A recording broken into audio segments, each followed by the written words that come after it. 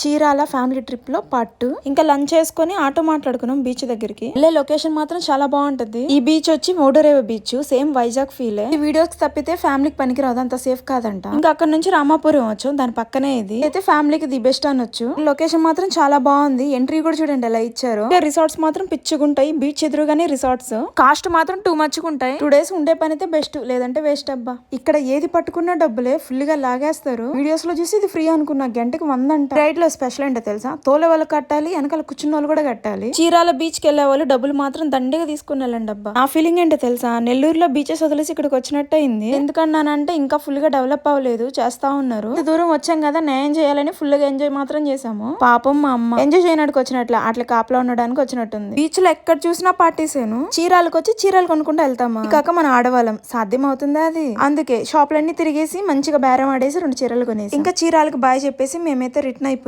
చిన్నదో పెద్దదో అప్పుడప్పుడు ఇట్లా బయటకు రండి అమ్మా. పడుకుంటే రేపు లేస్తామో లేదో తెలియదు. అలాంటి లైఫ్ లీవ్ ఉన్నన్ని రోజులు ఎంజాయ్ చేయాలబ్బా. ఏమంటారు, అంతే కదా.